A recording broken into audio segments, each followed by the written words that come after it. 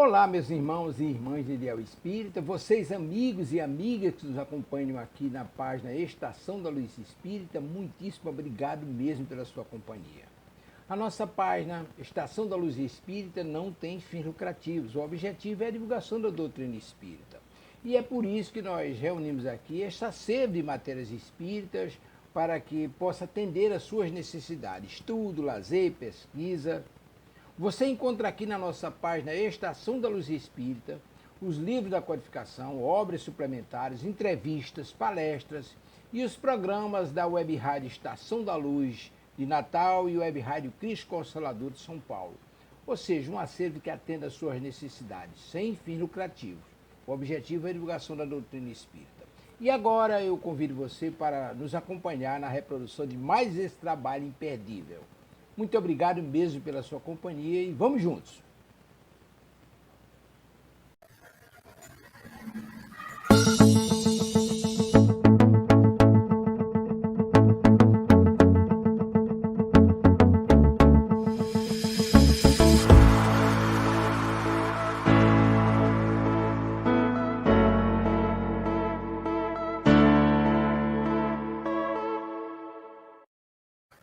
Olá, queridas amigas e amigos de Ideal Espírita.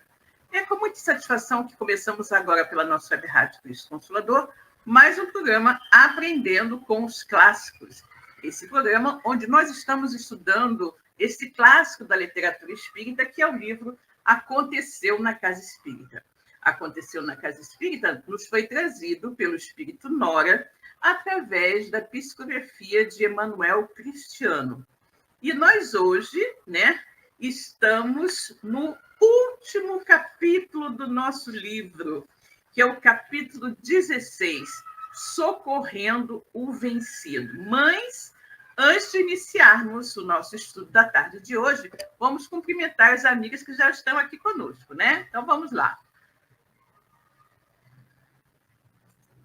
Nossa querida amiga Eronides, boa tarde, Silvia, a todos, ótimo estudo. Boa tarde, querida, que bom que você está aqui. Nossa querida Miriam Becker também, boa tarde, Silvia, a todos. Boa tarde, Miriam, que bom que você está aqui conosco, né? Muito bem, pessoal. Como vocês sabem, a nossa web rádio Cristo Consolador é uma web rádio totalmente espírita. E, como tal, nós temos o hábito de iniciar todas as nossas transmissões com uma prece, pedindo aos queridos amigos espirituais que nos auxiliem na realização de mais um programa. Então, convidamos a todos que estão nos assistindo agora e aqueles que irão nos assistir mais tarde através do vídeo que deixaremos gravado em nosso canal no YouTube para levarem seu pensamento a Deus e junto conosco acompanharem essa pequenina prece, ok? Então, vamos orar.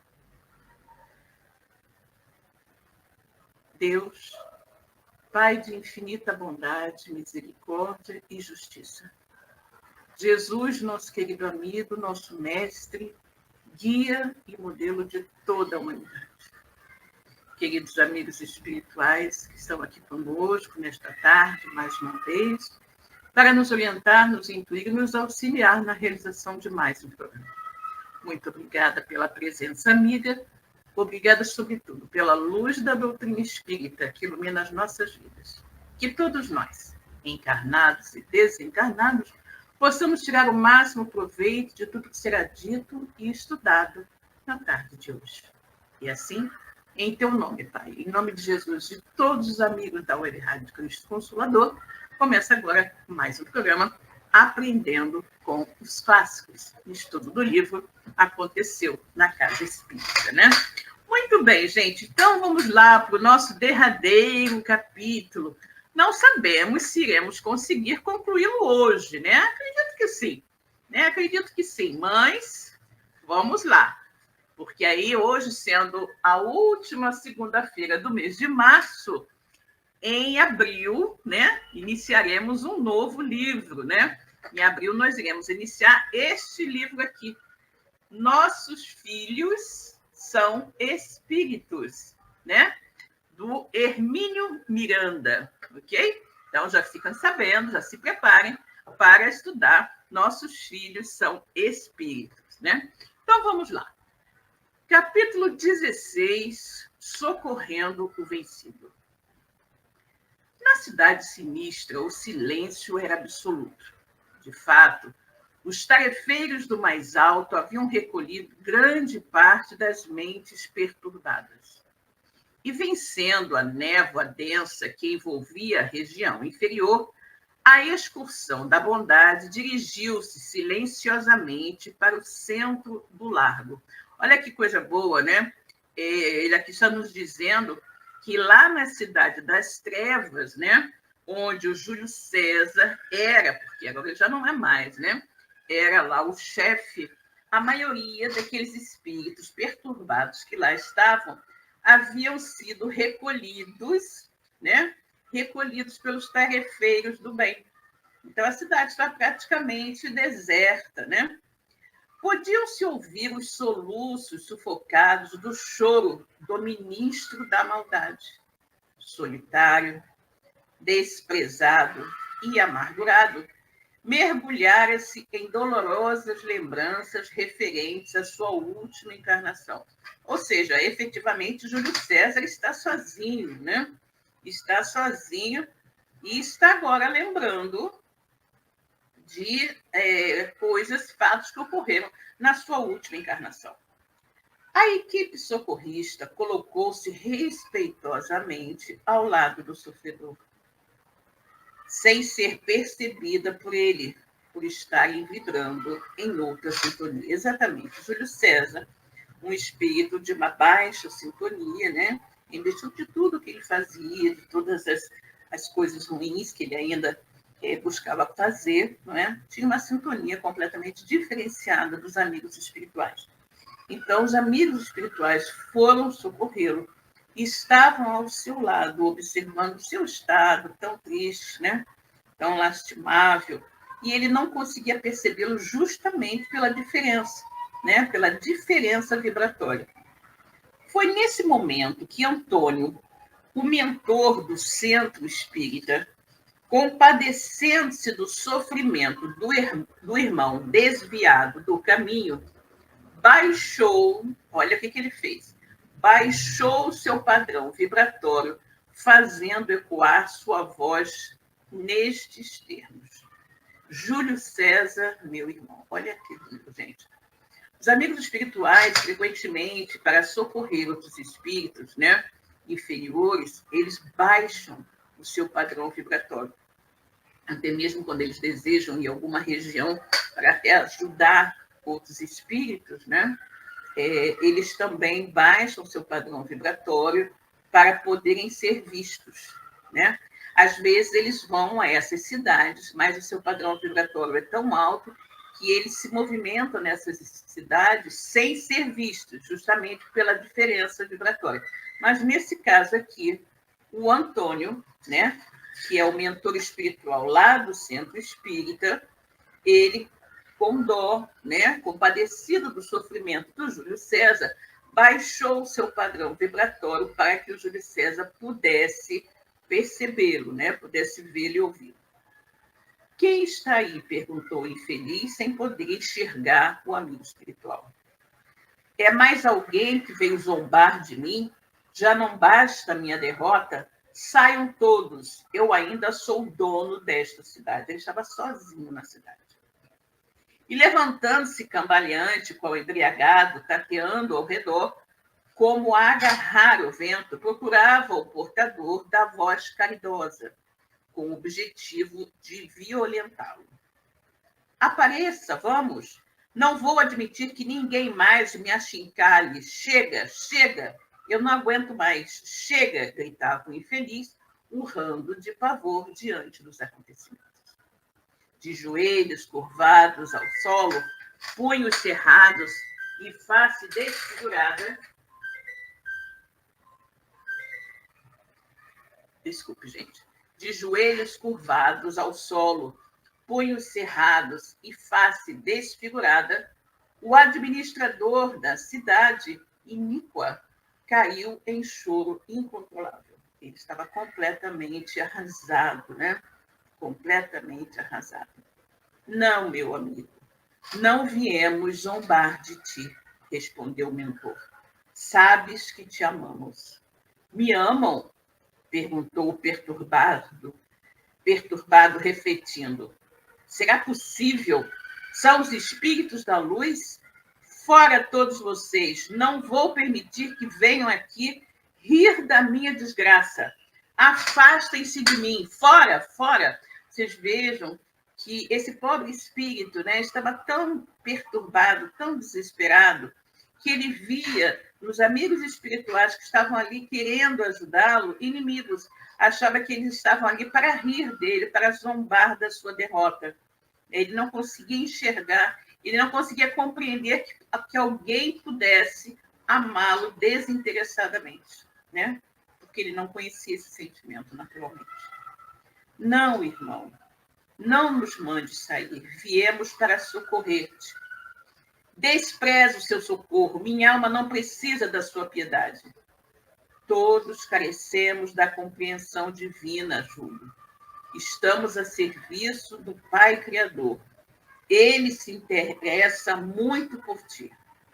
Júlio César, surpreendido pelas próprias lembranças, perguntou admirado: Pai, foi por causa de meu pai biológico que eu me envolvi neste processo. A culpa é dele.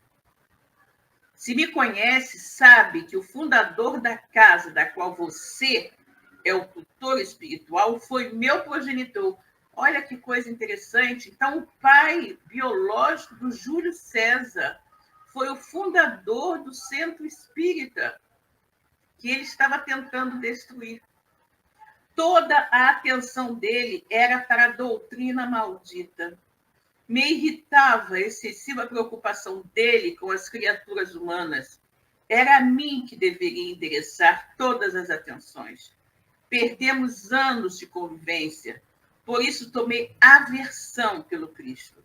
Por isso me matriculei nesta organização inferior, prometendo a mim mesmo acabar com essa tolice de espiritismo que o perverteu.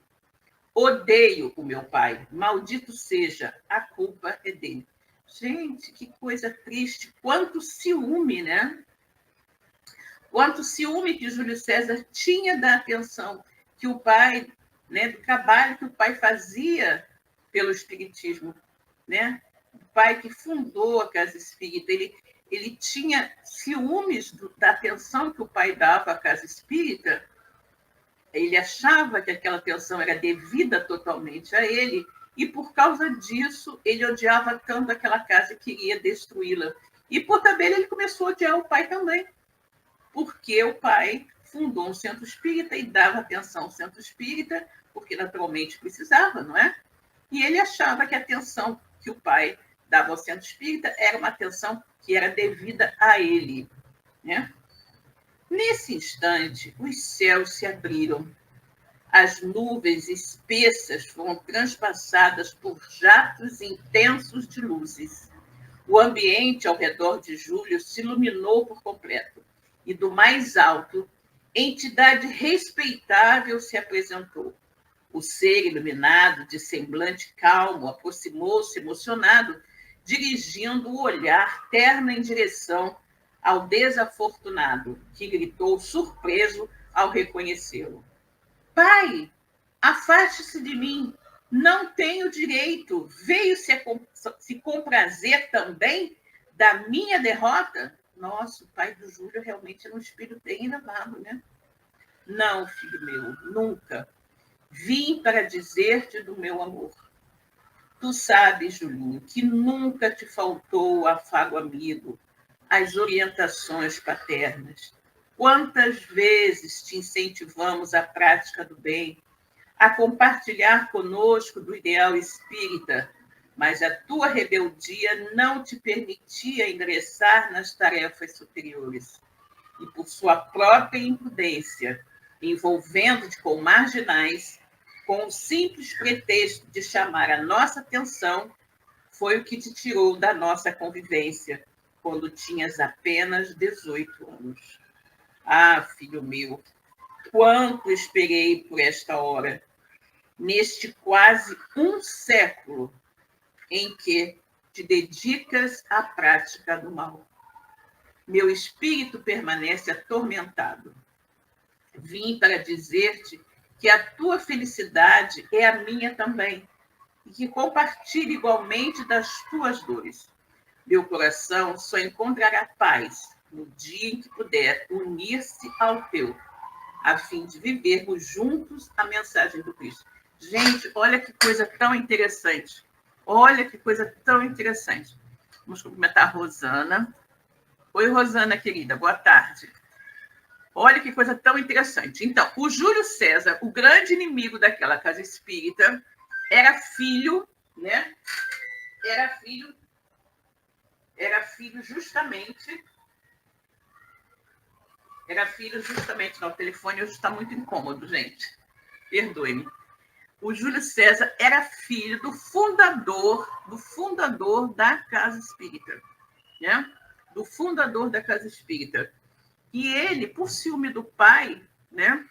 Ele ficou com raiva da Casa Espírita. Só que o pai e a mãe, né, sempre deram toda a atenção a ele, sempre o convidaram para ir para a Casa Espírita, mas ele não quis se envolver com a doutrina espírita, e para chamar a atenção dos pais, ele acabou se envolvendo com marginais, o que acabou causando a sua desencarnação com apenas 18 anos de idade. Olha que tristeza.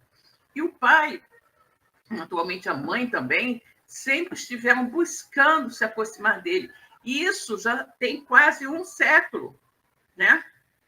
Quase um século, ele diz aqui, olha, neste quase um século em que te dedicas à prática do mal, meu espírito permanece atormentado, o pai o tempo todo buscando resgatar o filho, trazer o filho para o bem, né? Então ele diz, meu coração só encontrará paz no dia em que puder unir-se ao teu, a fim de vivermos juntos a mensagem do Cristo.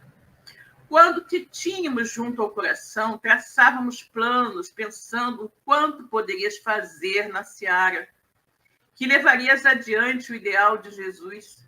Entretanto, retornaste inesperadamente para a vida do infinito, criando uma lacuna em nossas almas, ferindo-nos quase que mortalmente. Imagina, ele talvez fosse filho único, né? E ao desencarnar aos 18 anos de idade, que dor que esses pais não sentiram, né? Entretanto, retornaste inesperadamente para a vida do infinito, criando uma lacuna em nossas almas, ferindo-nos quase que mortalmente. Tua mãe não suportava a dor, sendo consolada apenas com a certeza de que continuavas vivo. Orávamos por ti dia e noite, chorávamos de saudades. E quando, em estado avançado de idade, retornamos para cá, continuamos pedindo a Jesus nos concedesse a dádiva de te despertar. Ouve, filho meu, se não por ti, por nós, pelo privilégio da tua companhia, por ter sido o maior presente que o céu nos concedeu, por muito te amar, pedimos, desperta, meu querido. Olha esse pai amoroso, né? Esse pai amoroso, pedindo aquele filho transviado, né? Que venha para junto deles, para parar de sofrer, que ele se entregue realmente à doutrina de Jesus, né? Lembra-te dos dias felizes da tua infância, quando insistias em cooperar conosco na construção da casa espírita, dos teus tropeços nos materiais de construção, às vezes em que trazias as mãos vermelhas pela insistência de transportar os tijolos para serem assentados pela argamassa produzida amorosamente pelos cooperadores anônimos. Tu também guardas histórias com aquela casa. Sempre é tempo de recomeçar. Desperta, meu filho. Amo-te. Já é hora de retomar o trabalho. Minha mãe, onde está? Perguntou quase convertido.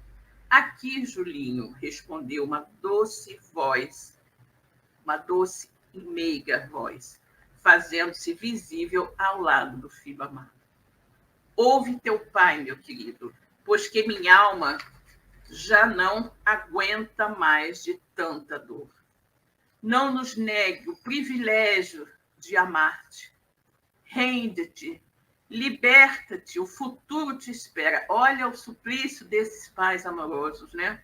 Para com esse filho transviado que efetivamente não tinha motivos para ter se desviado tão fortemente do caminho do bem, né? Poderia ter seguido o exemplo dos pais, ter sido o continuador do trabalho daquela casa, mas optou, fez uma escolha errada, não é?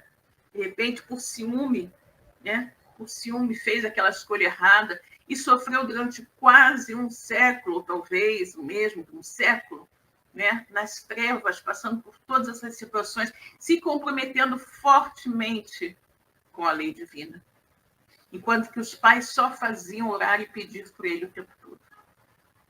Ele estava refratário, né, gente? Porque todas essas preces dos pais, né, espíritos trabalhadores e dedicados, merecedores, né, de ajuda do plano espiritual superior, e mesmo assim ele sempre esteve refratário a todas essas preces.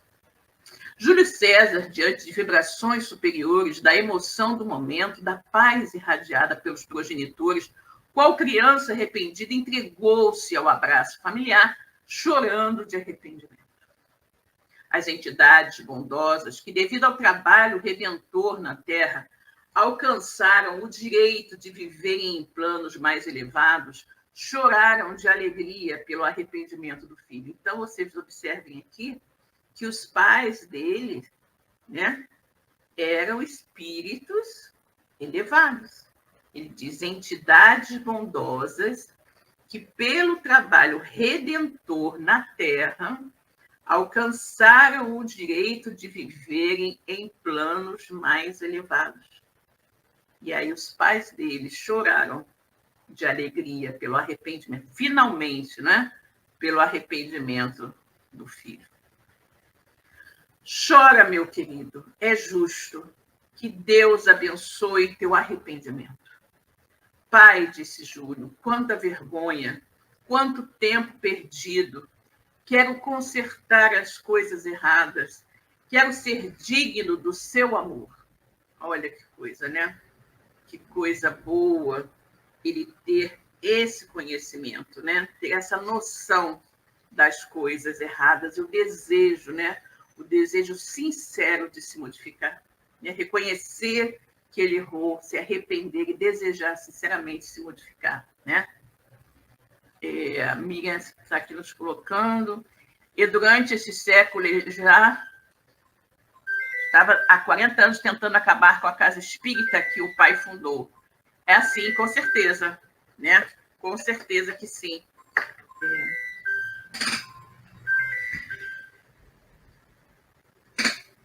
Gente, que coisa chata. O telefone hoje realmente resolveu nos incomodar, né? Eu não consigo desligá-lo aqui. Sim, amiga, ele nesses quase 100 anos, né? Nesses quase 100 anos que ele estava desencarnado, ele estava há 40 anos tentando efetivamente, né? Tentando destruir a casa que o pai havia fundado, né? Efetivamente, logo que ele desencarnou, ele não atingiu esse status de chefe de uma cidade trevosa, né? De chefe de uma cidade trevosa. Então, anos depois, né? Devido ao ódio, devido a todos os sentimentos menos felizes, devido até à forma como ele desencarnou, não sabemos o que ele fez, né? Como foi o seu desencarne, ele deve ter ficado por algum tempo vagando nas regiões trevosas e, de alguma certa forma, se aliando a espíritos menos felizes para destruir outras casas. Porque ele havia conseguido. Ele mencionou que ele havia conseguido destruir outras casas, não me recordo agora quantas, quando ele focou nesta casa, estava há 40 anos tentando destruí-la, e era justamente a casa que ele, de uma certa forma, como criança, havia ajudado o pai a construir, né? Ou seja, ele estava há muitos anos, né, todo esse período, trabalhando com as trevas, né? E nesse último período, pelo menos nos últimos 40 anos, como chefe dessa cidade trevosa, né, ele estava encarregado de destruir aquela casa espírita, né, que os pais haviam fundado, né? Terás condições, Julinho, haverás de retornar à Terra recompondo com o bem o mal que fizeste à humanidade. Confia no Criador. Exatamente, né? Todo o mal que ele fez, todas as coisas erradas que ele fez, ele agora, numa nova existência, numa nova encarnação, ele terá a oportunidade de corrigir, né? Então, é o que o pai dele está dizendo, que ele vai retornar à Terra, né? E vai recompor com o bem o mal, né? O mal que ele fez à humanidade. Haverás de ter Elvira, lembra Elvira, a aliada dele, que estava dentro da casa espírita, tentando destruir também? Haverá de ter Elvira como esposa, e mais tarde, Gonçalves e Daniel como filhos. Então, você veja, né, que todos aqueles obsessores que trabalhavam juntos, no caso, ele era o chefe, Elvira era a mulher que também trabalhava sob as suas ordens, Gonçalves era o seu imediato, vamos dizer assim, e Daniel, o espírito infeliz que estava dentro da casa, espírita tentando destruí-lo. Todo esse grupo que estava tentando destruir a casa espírita vai renascer na mesma família. Ele vai ser o pai, Elvira vai ser a esposa, e 2 filhos serão Gonçalves e Daniel como filhos, a fim de os reconduzires ao caminho do bem, restituindo-lhes afeto e amor. Terás também a bênção da mediunidade, e o espiritismo haverá de coroar os teus dias na Terra. Olha, quando a gente fala da questão da mediunidade, que o médium normalmente é um espírito extremamente endividado e que tem a mediunidade como uma forma de diminuir os seus inúmeros débitos, temos a prova aqui, o Júlio César, né? Então, o Júlio César ele vai ter a missão de reencaminhar, né, esses filhos que ele, de uma certa forma, desencaminhou, né, levou a fazerem o mal, que é o Daniel e o Gonçalves. Ele também vai ser médium e vai ser espírita, né? Tuas faculdades espirituais serão de socorro. Terás natural afinidade fluídica com os espíritos obsessores para que possas servir aqueles que um dia te foram servos. Olha que coisa interessantíssima, né? Então, ele vai ser médium, ele vai trabalhar especificamente no socorro a espíritos obsessores, né? Então, você veja o que ele está dizendo aqui que vai acontecer. Tuas faculdades espirituais serão de socorro. Terás natural afinidade fluídica com espíritos obsessores para que possas servir aqueles que um dia te foram servos. Ele não era o chefe dos obsessores, não é? Ele era o chefe dos obsessores, ele era o chefe daquela cidade de obsessores. Ele agora vai ser médium, espírita, e vai trabalhar, vai ter uma afinidade fluídica com esses espíritos dedicados, né, a obsidiar outras pessoas. Ele vai trabalhar muito com esses espíritos.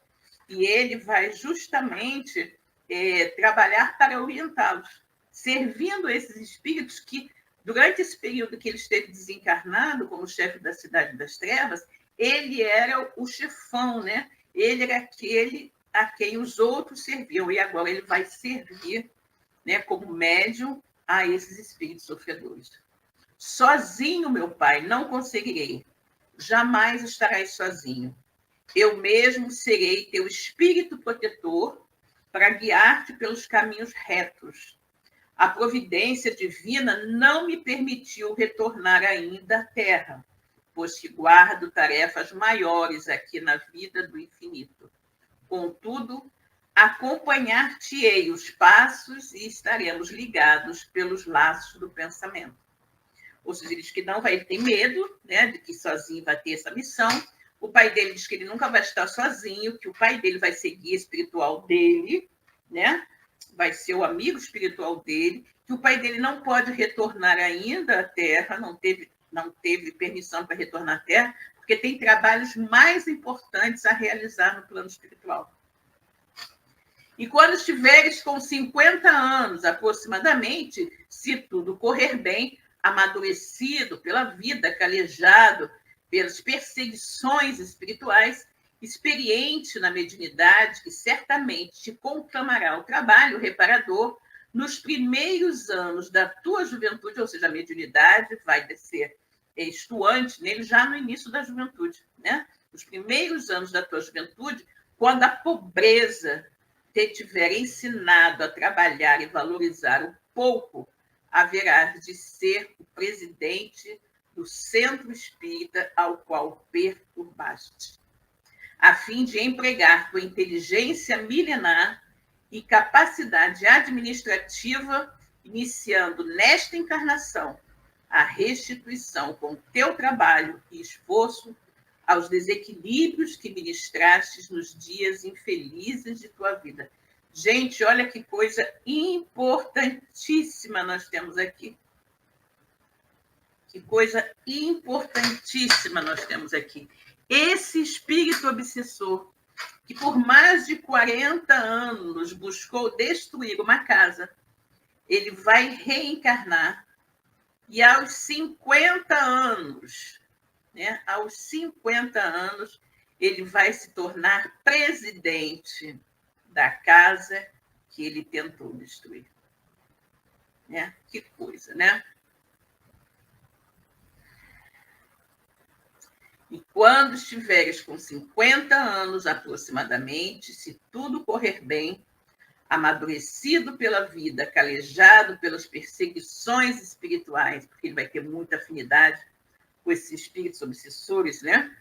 Experiente na mediunidade, que certamente conclamará o trabalho reparador nos primeiros anos da tua juventude, quando a pobreza te tiver ensinado a trabalhar e valorizar o pouco, ele vai ser pobre também, humilde, haverás de ser o presidente do centro espírita ao qual perturbaste, a fim de empregar tua inteligência milenar e capacidade administrativa, iniciando nesta encarnação a restituição com teu trabalho e esforço aos desequilíbrios que ministraste nos dias infelizes de tua vida. Ou seja, ele vai ter que trabalhar pelo reerguimento, né? Pela manutenção da casa espírita. Teus adversários certamente procurarão, desejando acabar com os teus propósitos superiores. Será a lei de causa e efeito, solicitando o reajuste. Natural, não achas? Desviastes tantas almas, escravizastes tantas criaturas. Agora, tua vivência evangélica deverá dar demonstrações concretas de arrependimento, transformação e reparação. Assim, terás a grata satisfação de libertares as almas que no passado aprisionaste no ideal das sombras. Olha isso, gente. Olha isso. Né? Ele, com quase 50 anos, será o presidente da casa. Ele terá vários adversários, né? Que desejarão acabar com os ideais superiores dele, né? Os ideais superiores dele. E ele vai ter que ficar ali firme, né? Firme. Essas almas que ele desviou do caminho reto antes, ele agora será o responsável por reconduzi-las ao caminho do bem, né? Ao caminho do bem. Terás a grata satisfação de libertares as almas que no passado aprisionaste no ideal das sombras. Que coisa, né? Que coisa, ou seja, tudo aquilo que ele fez de errado, ele vai ter a oportunidade de agora corrigir. Né? Oportunidade de agora corrigir. Vejamos aqui o que a amiga tem a nos dizer. E se não estou enganada, Elvira, Gonçalves e Daniel já foram socorridos pela espiritualidade superior. Sim, já foram. Já foram. Ele é o último aqui da nossa lista, né? O último que está sendo socorrido. O ambiente espiritual estava dominado pela emoção. O ex-mandante das trevas, de olhos marejados, abraçou fortemente o pai, entregando-se ao amor que liberta. E porque estivesse exausto, Júlio César adormeceu nos braços paternos, sob as lágrimas dos anjos em que se convertem as mães, conduzindo ambos para outro lugar, com o objetivo de preparar-lhe a reencarnação. Ou seja, tudo já estava planejado para ele, né? Como seria a próxima encarnação de Júlio César. Ele vai nascer pobre, realmente vai lutar com dificuldade, vai ter mediunidade desde cedo, não é? Vai se ligar à casa espírita, vai frequentar a casa espírita, vai ficar ligado a ela, e quando ele tiver com quase 50 anos, ele vai ser o presidente da casa. Mas vai ter muitas lutas pela frente. Muitas lutas, muitas perseguições daqueles espíritos que ele, na reencarnação anterior, desviou do caminho do bem.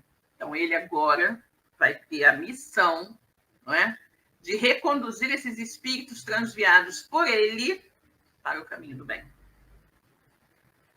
Antes de partir, os pais de Júlio César, reconhecidos ao amor divino, agradeceram intensamente a dedicação do mentor do Centro Espírita com essas colocações. O Antônio é o mentor, né?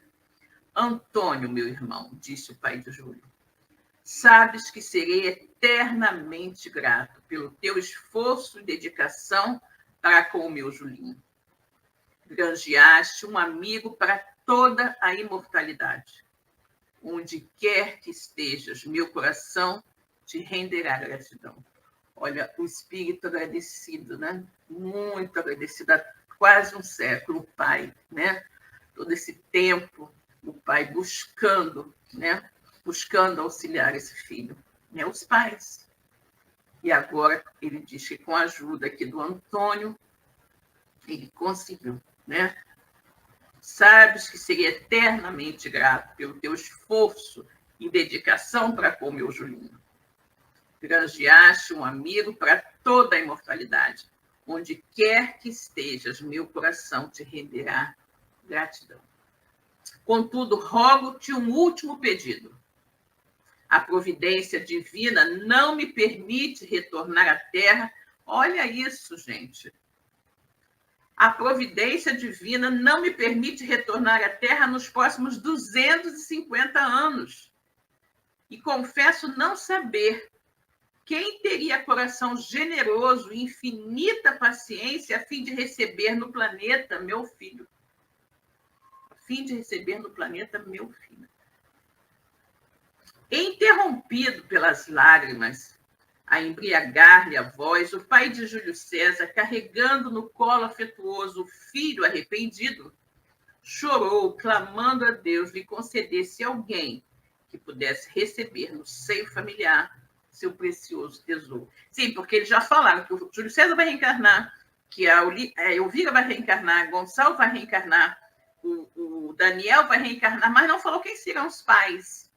E agora o pai está pedindo, né? Está pedindo ao mentor do centro, o Antônio, que o auxilie, né? Para ver quem vai, porque ele não pode voltar nos próximos 250 anos. Mas o Júlio César vai voltar logo. Então, ele está pedindo a ele que o auxilie a encontrar paz para receber o seu filho, né? Interrompido pelas lágrimas a embargar-lhe a voz, o pai de Júlio César, carregando no colo afetuoso o filho arrependido, chorou, clamando a Deus lhe concedesse alguém que pudesse receber no seio familiar seu precioso tesouro. Eis que, numa explosão de amor ao próximo, Antônio se pronuncia desta forma: não te preocupes, meu amigo, serei um pai que no momento não pode ser. Ou seja, o mentor do centro iria reencarnar para ser o pai do Júlio César. Como assim? Perguntou o progenitor do ex-obsessor. Já estou aqui no mundo espiritual olha isso, já estou aqui no mundo espiritual há cerca de 700 anos. E meu pedido de retorno ao educandário terrestre acaba de ser autorizado. Precisarei retornar a fim de dar novo ânimo ao nosso movimento. Olha isso. O mentor da Casa Espírita estava há 700 anos desencarnado e ele precisaria retornar à Terra para dar um novo impulso no movimento espírita. Nossos confrades, na organização de nossa sagrada casa, não dispõem de mais do que 40 anos de vida útil na continuidade dos serviços espíritas. Findando este prazo, retornarão ao nosso plano, e o mais alto me permitiu continuar na Terra a obra que idealizei aqui. Ou seja, o Antônio vai reencarnar, não é? E daqui, os dirigentes da casa hoje vão ficar no máximo mais uns 40 anos e vão desencarnar. E aí o Antônio vai ter já mais ou menos em torno de 40 anos e poderá assumir esse lugar, né? Será a minha vez de consagrar meus testemunhos em benefício do Evangelho. E que alegria terei se me confiares a fortuna que traz nos braços, ou seja, o filho dele. Assim poderei prepará-lo no campo da moral para assumir a mediunidade. E se tudo der certo, iniciar nesta encarnação a reparação necessária à Casa Espírita. Ou seja, o mentor da casa vai reencarnar, vai ser pai do obsessor que quis destruir a Casa Espírita, né? E o obsessor que quis destruir a Casa Espírita vai ser o grande defensor da casa, vai ser presidente da casa quando tiver como quase 50 anos. Saberei socorrê-lo nos momentos de obsessão, orientá-lo diante das tendências viciosas, a fim de conduzi-lo por caminhos retos. O restante dependerá dele. Retornarei primeiro e daqui a 25 anos, Júlio e Elvira retornarão. Ou seja, o Júlio e a Elvira vão ficar, né?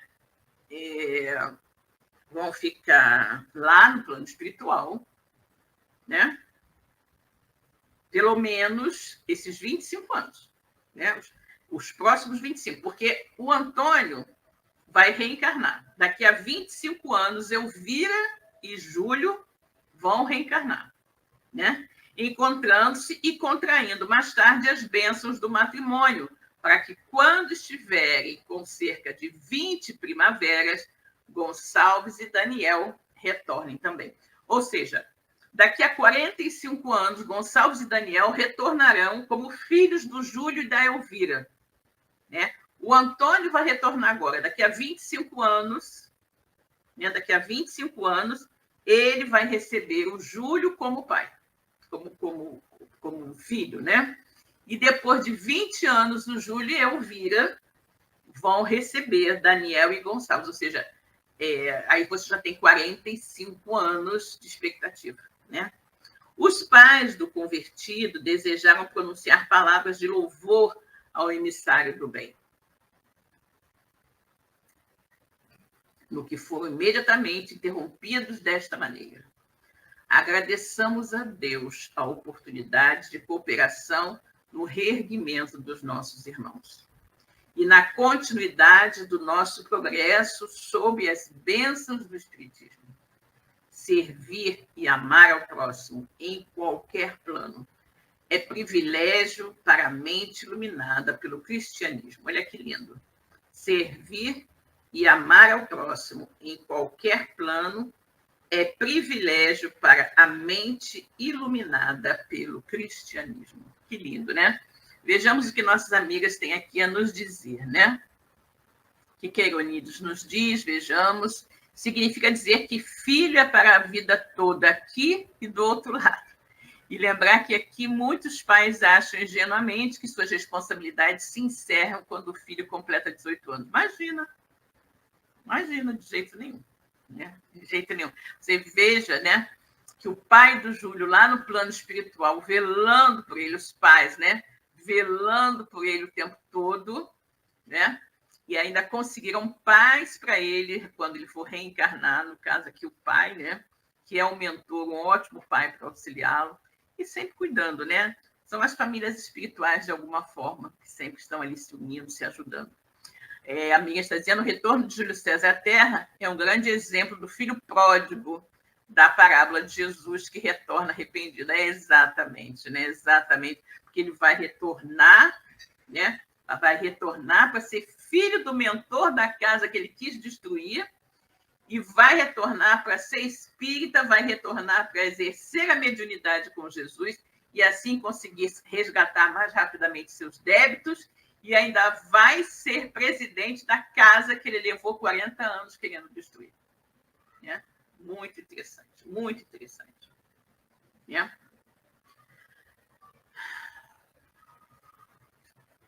Olha o que ele diz, né?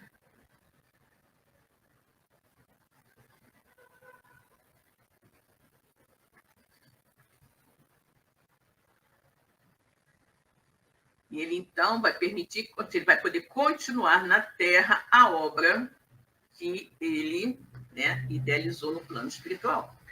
Né? Aqui, no caso, o pai dele, né? O pai dele, já estou aqui no mundo espiritual há cerca de 700 anos. O pai não, o Antônio, né? Então, ele vai retornar e vai ser o pai do Júlio César. Né? Porque o pai do Antônio, o pai do Júlio César agora, não pode, né? Ele vai precisar ficar mais de 250 anos na espiritualidade, porque tem muito trabalho a fazer, né? Será a primeira vez, será a minha vez de consagrar meus testemunhos em benefício do Evangelho. E que alegria terei se me confiares a fortuna que traz nos braços, ou seja, confiar o filho o Júlio César a ele, né, como filho. Assim poderei prepará-lo no campo da moral para assumir a mediunidade e, se tudo der certo, iniciar nesta encarnação a reparação necessária à casa espírita.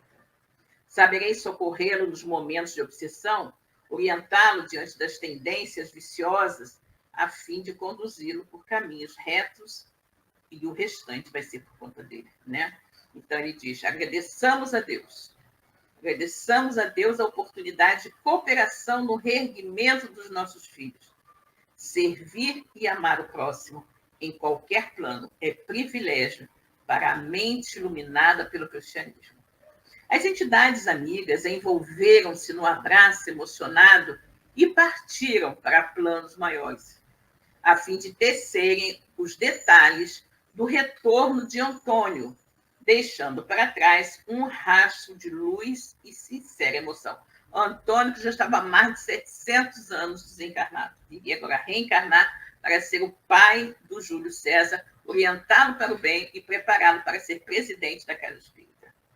A equipe socorrista, mergulhada em vibrações sublimes, de sincera admiração, elevou ali mesmo no vale sofredor prece fervorosa, clamando a Deus abençoasse os propósitos de Antônio, vibrando para que Júlio fosse feliz nesta primeira fase de reparação, ao mesmo tempo em que, reconhecendo a oportunidade do trabalho, receberam graças ao Senhor, né?